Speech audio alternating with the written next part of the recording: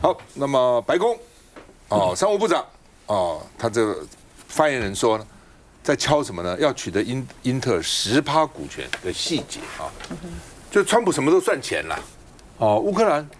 可以啊，我帮助你啊，你那个稀土矿权给我，然后呢，最好我卖武器给你，欧盟出钱，我不出钱了，我要赚钱啦，我出什么钱了啊？川普满脑子就赚钱关税也是这样嘛，我美国一年进口3兆美金的进口，这10%关税就是3000亿美金，15%就是4500亿美金，然后你辉达东西要卖到大陆去 H20，抽15%，他简直是一个 broker， 看起来好，那现在呢，拜登的时候说呢，欢迎半导体到美国来，对不对？我给你钱，要补助你们，那台积电要给你钱。好了，那现在这个川普就讲，英特尔我为什么白给你钱呢？我给你钱，你给我你的股份呢？所以呢，昨天孙正义这个投资了20亿美元，说取得英特尔2%的股权，就变成英特尔第6大股东。那现在呢，白宫要给他钱，就给他的补助可以换他10%的股权，将来英特尔变成美国的国营事业，它是最大的股东10%是最大，因为美国股权都非常分散的，不像我们台湾很多这个家族企业分散股东非常多，所以呢，现在呢要给他钱，而且还讲了，台积电也要给我股权我干嘛补助他，对不对？他说了，台积电台湾离我们几千英里，台积电跟大陆比几十英里、60英里、80英里，我们第一个要到美国来，不要留在台湾了。你在担这个心干嘛？到美国，那到美国来，台积电是有1000亿美金的这个公司我美国负债，我要给他钱，我给他钱干嘛？除非他把股份给我，但是这是不一样的，为什么？因为他给英特尔先不赚钱所以呢，他拿了股份也分不到股利台积电是赚钱的他如果拿到台积电的股份，他可以分到股利所以呢，台积电愿不愿意台积电股东愿不愿意这是另外的问题我的话我才不愿意呢，我干嘛？我宁愿不要你的补助，我干嘛给你股份，还真的跟人家干涉我，搞不好还偷我的机密那现在问说，你到底有10%的英特尔股份，你是不是要管理商务部长说别想太多，我们不会管的，我们只要钱，我们只要股份，我们只要股利那另外呢，也说白白送台积电，不如用钱来换股权，一样就是给我股权那另外呢，说呢，台积电、三星、美光都危险为什么？他现在要给多少钱呢？他要给47.5亿给三星，给这个62亿美元给美光，给66亿美元给台积电。原来是要这样，去年底他要这样的这个来补助的。那现在呢，60亿美元要换台积电股份，台积电愿意吗？那另外呢，这个川普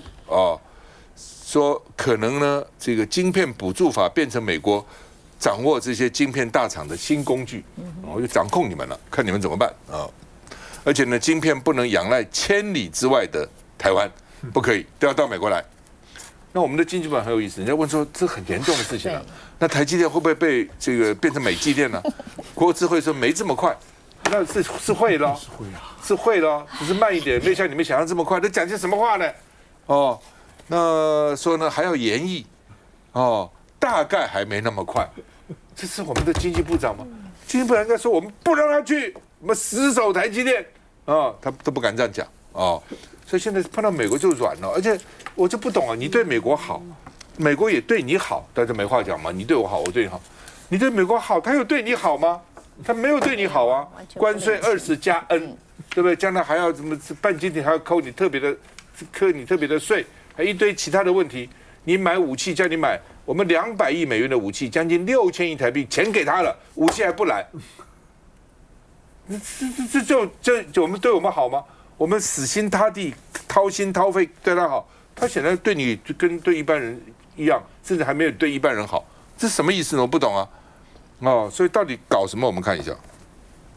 美国商务部长卢特尼克接受 CNBC 专访证实，川普政府要将英特尔的晶片法补助金转换成英特尔的10%股权，代表美国政府将成为英特尔最大股东。To ensure that we're both reshoring these critical supply chains while also gaining something of it for the American taxpayer.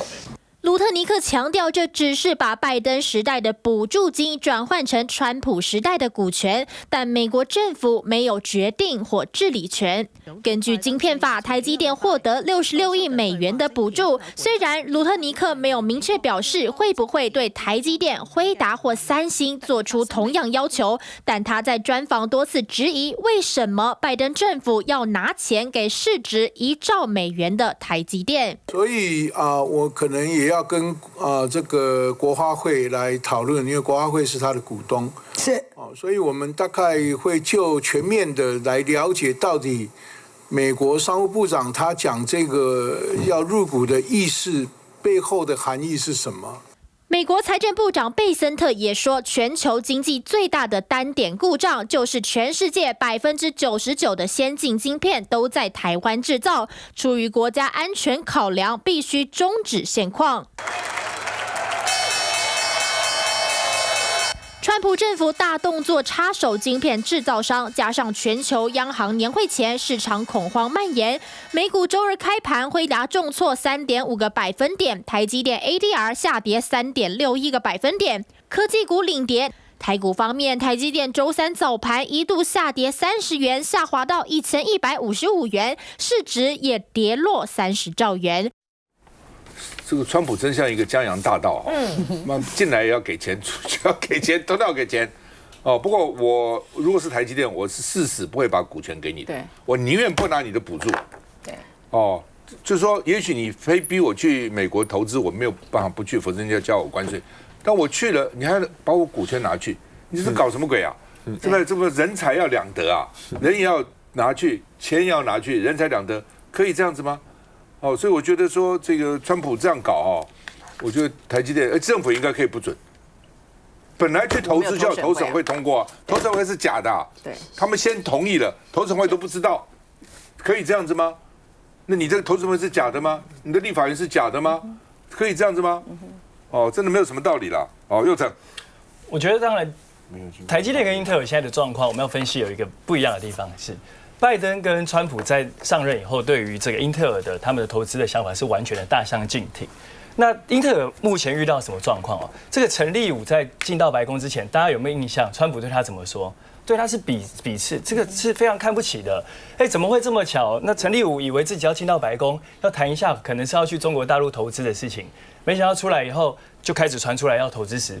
然后川普马上对陈立武改为大为的赞赏他还说这个人还不错当然我们不意外，川普就是这样的个性。但是英特尔为什么需要他？第一个是英特尔在过去的旧晶片的需求量大量的下滑，在世界上面的竞争力整个基本上是快被泡沫化。那第二个，陈立武一接的时候，今年3月一接的时候，他就直接跟大家宣布了，他说14A 这个进程不如预期，如果没有新的投资人之前，他也不玩了。那再用数字来看，2022年这个台积电就要特别注意了，台湾就要特别注意了。2022年，英特尔因为爱国的情怀他在俄亥俄州就加码了投资整个晶圆厂，现在变成什么样？完全一片惨淡，然后呢开始裁员不断，这是英特尔的现况啊。那到了2023年，现在也被发布，对不起，2023年被发布了这个债券的信评等是非常的差的，所以其实基本上川普这个江洋大盗，像赵大哥讲的，他能够进去他家里抢，某种程度也是英特尔自己现在体虚，所以需要他。那当然反过来看自己的台积电，我们当然要小心是第一，全国都举国皆然，我们自己在谈判的时候，先把台积电的送到不行。根本好像现在跟美国人好像谈判在台积电上面，大家会这么忧国忧民，会忧心的原因是怕台积电像刚刚赵大哥讲的，他已经要你投资，未来会不会手伸出来要你继续压着你、欺负你、恐吓你，一定要把相关的技术也在我美国一定要继续设厂，这才是台湾人最在意的，也是最担心民进党现在在关税谈判，虽然这个20%是暂时性，他讲暂时性，但更可怕的更有毁灭性的是所有全世界的晶圆的关税谈判，这件事情才是台湾必须要面对的重中之重。那当然，台湾人我觉得也要思考，我们这一辈这个年轻一辈的常常都在想，我们常常在对话说，如果台湾20年后没有了台积电，请问我们这个世代可以留什么给下一代？这件事情，我个人觉得是我们要很严重、严肃去思考的。当全世界都在玩晶圆战争、晶片战争，台湾又只有这个能够做谈判的时候，我们剩下什么在国际上立足？我们剩什么可以在国际上谈判？我觉得我有点要赶快来提出补充了啊，在拜登时候，他们就提出了这个供应链要自主化。那时候最大的一个论点是什么？他说，因为台湾可能会面临缺水、缺电的一个最大的一个能源的危机，所以他们才提出这样的观点。所以说呢，为什么就反而是我们能源的政策提供了这个供应链去台化的一个最佳的一个借口？我觉得要提醒我们民进党政府在面对能源危机的时候，这是在拜登的时候，他们直指我们把这个几乎全世界90%的高阶晶片，或是全世界1/4晶片都放在台湾里面，他们那时候就指出，这才是世界最大的危机。所以能源问题配合台积电这个部分要整体共同来讨论，而这几个问题都是我们的经济部长应该来处理的。就经济部长还是那一句话。这个部分还没有那么快，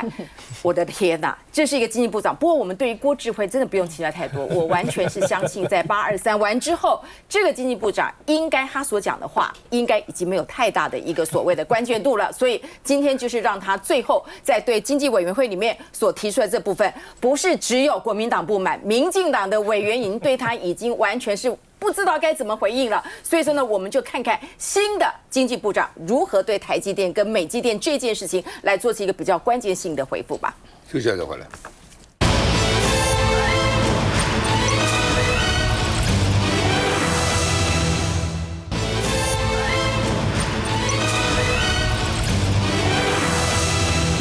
好，那么核三要不要研议要公投了哈？那现在这个不容易啊，要500万，523票，就是用记500万好了，要500万，这是门槛才够，是不容易哦。18岁就可以投了，现在18岁就可以投啊。那所以呢，823有在7个区有罢免案，那另外呢，这个投票人数有169万，所以它现在有点复杂，因为这个它这有2张票在那个地方，一张要投，就是看你嘛。如果说你不同意这些人被罢，你们要不同意，那你要同意核三研要同意，这有点混淆哈。他们宣传还蛮难宣传的哈。那另外呢，因为不容易哈，那个票要蛮多的，就是整个的这个投票哈，所以呢，这个蓝白联手希望中间选民出来投啦，特别是核三研这个议案了哈。那特别是因为726国民党赢了以后呢，很多国民党支持者觉得好像松了一口气所以823到底会不会去投，都是个问题哈。我昨天到台南嘛，我一下了高铁就来一辆计程车，那司机就问我说：“823我应不要去投？我也不知道到底他什么立场啊。”我说：“你愿意？我说当然要去投了，同意不同意随便你们。”他当然有讲他的立场了啊。他说他是这个同意要研议的，但他说我没有看到那个投票通知啊。我说我都接到了。他说我那个信箱很乱，我最近都没去看，他回去要去看看。一个年轻人了所以很多人就觉得到底要不要投，其实都有些人都犹疑了哈。那另外呢，这个民进党一个这个他用那个日本反核电的图卡出来了，结果呢，这个日本的能源记者就是不是这样子嘛？日本的确，他上次福岛发生事情以后，全世界都很紧张，真的很紧张。我们也紧张，当然紧张不紧张了后来发觉他的紧张跟我们是不一样，他是因为那个什么发电机被水淹了，被水淹了以后呢，就不能发电了。所以在紧急的时候，你还是要发电。核电厂不是不要发电，它还是要发电。就跟我们汽车的一个发电机，你可能不知道，汽车你要一打档，电动车例外了一般的车打档然后呢，这个启动马达启动，然后那个时候就是要靠你的电池的电，然后等到一旦启动以后，你的引擎会有一个小发电机，再把电送回的电池。大概这个汽车是这样子那另外呢，譬如说台北以前我当市议员的时候，比如正大淹水，淹得一塌糊涂。我去看，我是公务小组嘛，我说你搞什么鬼啊？他说抽水机被淹在水里了，抽水机淹在水里，所以他不能抽水。我说抽水机随便放到1楼，你不会架高啊，对不对？一来就淹了，后来他们就把它架高了，所以种到现在不淹水了。然后另外就是新生那个抽水站，后来也就是淹，为什么淹呢？说那个过滤器被那个什么床、什么弹簧床啊、沙发的乱丢到下水道，把那个抽水的那个过滤里面堵住了，所以它没有办法抽，没有办法冷却。这些事情都不应该发生的，都是因为小事就影响到大事，所以日本福岛当时也是因为这个原因。好，所以那我们就不担心，因为我们都架得比较高嘛。是，所以日本后来也觉得，因为他后来核电厂都停用以后，日本为什么后来又恢复了？它贸易变逆差，日本是一个顺差大国，日本一年赚我们多少钱呐？对不对？然后呢，它变成逆差，所以它没有办法，所以他就开始研究这逆差太多怎么办？所以开始又要恢复这个核电。它有时候是我真的再讲一次，是两害相权取其轻，没有一种是100%好的啦。我也承认，不可能有一种是100%好，那总有优点有缺点，那要看你的情况、你的需要，还有你整个这个财经的状况。那我们台电已经立法院给他们补助3次3000亿了，涨价我们涨4次，现在还要补助，所以呢，经济部好意思拿个图卡说我们比日本、比韩国便宜。你政府一直在贴那个钱，是用纳税人钱在贴嘛，对不对？你不贴，你看看，你电价你撑得下去吗？台电也撑不下去了。台电现在核四3000亿建厂它将近4000，对不对？3000多亿，不敢打消因为你如果打消的话，你台电就破产了。对，它挂在账上，它明明已经不应该挂在账上，可以这样子吗？它完全不合财务跟会计的原则，它就挂在那个地方，怎样呢？它不能打消，打消就惨了。我们看一下。民众党822选前之夜，仿照球赛 Kiss Cam 亲吻镜头变成 Yes Cam， 被拍到的民众就要当场打电话给朋友拉票。核3也公投，民众党想尽办法冲投票率，民进党则在脸书 po 图卡，称核能非国际趋势，更拿日本举例。没想到遭一名日本能源记者批评扭曲日本核能态势，对台湾的未来与日台友好造成不良影响。日本的内阁他所发布的2040的第7次能源政策的白皮书当中，明确的提到，核能的比例要提到20%。在这么清楚的客观事实下面，我们的民进党竟然还继续用所谓的降制图卡，在散播假讯息，直接被日本的能源记者打脸。我想在这个核电议题上面当然台湾人一直很关心的就是说，到底这个核废料接下来要放在哪里？第一个，当然大家最关心的是核电厂的安全问题，因为呢，台湾做处这个地震带上面嘛，那所以当然面对这些地震的状况的时候，整个核电厂的安全，这绝对是大家最在意的事情。接下来就是核废料，所以过去这几年来，大家对于这个核电厂到底要不要成为我们台湾能源里面很重要的一部分，以及它要不要延役，其实大家都有非常多的争论。但是我觉得持平而论就是说，确实我们现实上，我们目前有没有找到核废料的最终处置场？我觉得这个到目前为止其实都还没有一个答案。那当然，从过去到现在有非常多的讨论有的说要放在离岛，有的说要放在哪些地方。但是问题是，这个东西它最后仍然是要由当地的居民来愿不愿意将这个东西放在他们那一边。所以这个东西，你核电厂持续发展下去，最后这些核废料要放在什么地方，这仍然会造成整个台湾社会很多民众的讨论，就是说，那我都想要用电，可是核废料不要放在我家旁边，这个最后就会变成这样。所以目前从过去到现在，不管是蓝营执政或是绿营执政，其实到现在的台电或经济部，从来都还没有提出一个到底核废料的最终处置场要放在哪里。那再回到这次的公投来说，到底核三这个事情，其实对于很多这些屏东乡亲来说，真的是大家也觉得受够了。就是说，过去这一段期间，核三在屏东，很多的朋友都觉得说如果它核三就不要再运作了，那对这一边周边的乡亲来说，当然觉得终于松了一口气。可是持续延役下去的话，那一样核废料该怎么办？过去在核1、核2北海岸的时候，就过去朱立伦当新北市长的时候，也曾经讲到说，像这样子这个核废料的处置确实是一个问题。侯友也讲过，包含过去的黄国昌也曾经提到过。所以我想这个事情在过去不管是蓝营或白营，在这些议题上面跟现在的态度完全是180度不一样。可是问题是解决了吗？如果我们今天是已经找到了那个解决的答案，那么社会上或许可以凝聚更多的共识。可是实际上，最终的核废料的处置厂目前就是还没有找到。好，我们等着一起讨论。因为今天那个前民进党台北市党部副执行长叫陈胜文啊，他拿了一瓶水到兰屿之后放了1夜，因为兰屿不是有那个，其实兰屿那个废料是最简单的，就是那种手套啊什么的，那是很低阶的了哈。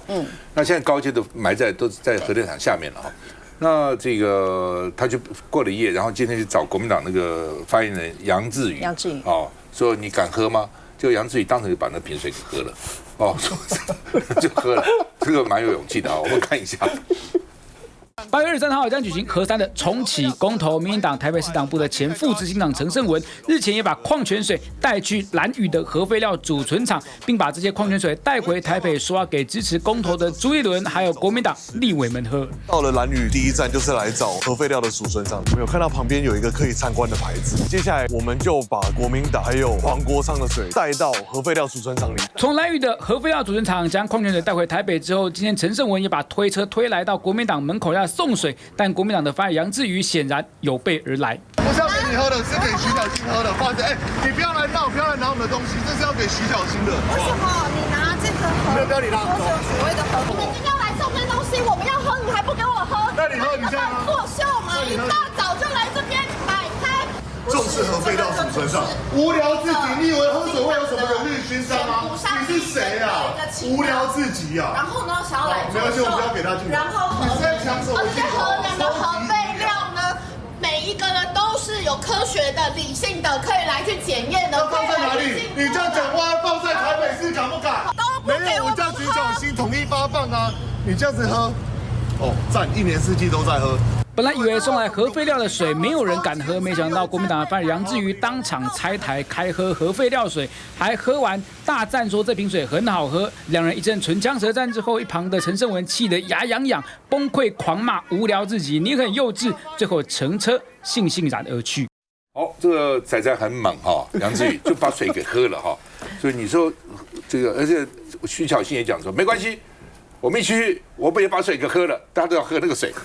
水突然一下子热门起来了。是我认为说哈，有关于核废料的议题啊，就是说，我觉得民进党始终一直陷入在那个就是很老旧的哈，没有科学知识的这样子的一个逻辑里面啊。我现在要讲现在的整个核电的技术是日新月异，包含核废料处理的技术也是突飞猛进。现在核废料已经不会。这个在国外，不见得人家是把它当成一个废弃物啊。这些废料它其实里面还可以再萃取，还可以再提炼。因为现在只用了几趴，还有90几趴，所以它是一个很有用的、很宝贵的一个资源，可以再提炼啊。所以呢，有关于核废料的问题哦，我觉得基本上不是问题。全世界这么多的国家都在用核电，法国有70%的电力都是靠核电，他们也在不断的研究核废料怎么样让它能够这个体积越来越缩小，然后再提炼啊等等。所以我觉得民进党政府他基本上就是不想做事。台电其实在2017年的时候就提过有关于这个用过核子燃料的最终处置计划，当时也规划了50年。分5个阶段，我每一个阶段我要做什么事情，然后现阶段理论上应该是说要提相关的这个核废料最终处置的这个法案，可是民进党政府就摆烂啊，什么都不做啊，对，所以我觉得这个问题是民进党他不为他不是不能做，但是他不想做，所以呢始终就一直陷入在那个这个很无聊的这样的一个错误的一个逻辑的说法，就是说那核废料就摆你家。说实在话，假设经过科学的种种的证明，然后认为说我家的地下真的适合摆核废料，我其实愿意。因为这核废料的这个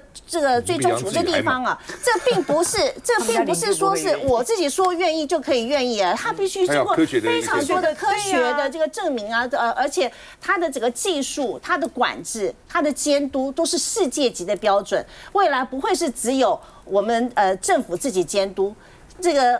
个什么国际原子能组织各方面其他国家都会一起来帮忙看，那是最安全的地方。坦白说，今天然后刚刚讲的这个至于他喝了那个核废料的水，我根本怀疑这个陈胜文他怎么可能会进得了这个台电的兰屿储存厂里面，还从那个储存池里面去灌水？不是了，不可能的他说他带了一瓶水放在那里过夜了。好，那所以就是很可笑，这就是很无知，会污染那个水。我跟你说，这就是很无知的一种做法。我记得我们前几次还访问了这个核电厂的厂长，还有就核三厂好的这个厂长，然后以及这个经理，他们家就住在核三厂的园区里面。他说他也没变成畸形，他也没有变成畸形啊。对，而且他们在这个核电厂运转中的时候，其实那个辐射是相对来讲是比较高的。那他们都会在旁边一起帮忙，然后工作了几十年也没有什么问题。所以我就说，民进党真的不要再散播那些这个谣言呐，这是无知无识的话，真叫无知无识，这讲出去都会贻笑大方，然后大家会觉得说，民进党这么多年来好像也没有进步。我始终觉得，民进党他真的是这些部会首长们毫无科学素养，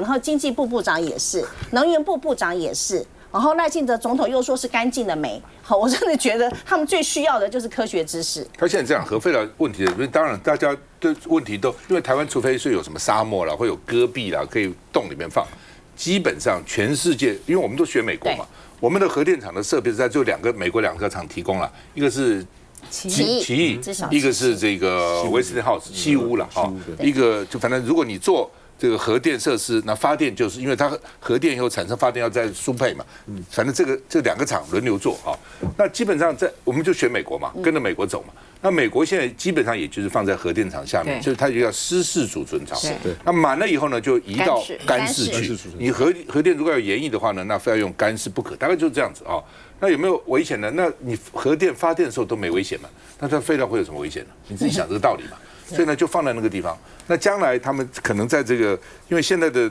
这个浓缩铀里面用的非常少，将来可能再提炼。乌克兰就搞这个东西啊，不是乌克兰，那个伊朗就这样，再提炼就会做核弹了啊。那浓缩铀嘛哈，那美国现在连这个都管制啊。那将来美国也在研究怎么样能把这个废料能够再提，那我们就跟美国走就好了。对啊，因为美国他本来他是